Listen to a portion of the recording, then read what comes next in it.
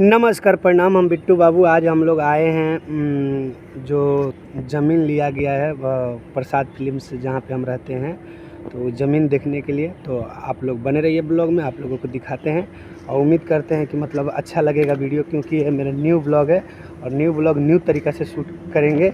आप लोग बने रहिए ब्लॉग में। देखिए कितना कचड़ा रास्ता है और इस पर हमको चलना है, गिरेंगे तो नहाना पड़ेगा, ठीक है। तब तक आप लोग बने रहिए ब्लॉग में और हम चलते हैं, तो आप लोगों से मिलते हैं वहाँ पे ज़मीन पे, ठीक है। अभी कीचड़ है इधर बहुत सारा, गिर जाएंगे तो बन जाएगा काम। तो दोस्तों ये रहा मेरा खेत, आप लोग देखिए कितना सारा जंगल इसमें जम गया है, इसको काट के निकालना पड़ेगा। देखिए पानी भी कम से कम इसमें 58 के ऊपर तक पानी है,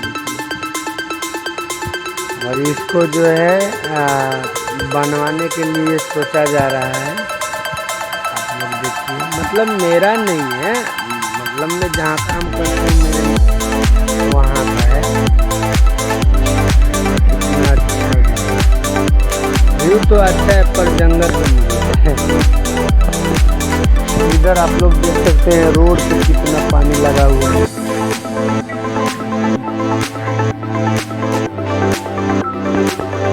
आप लोग देखिए रोड पे पानी जम गया है।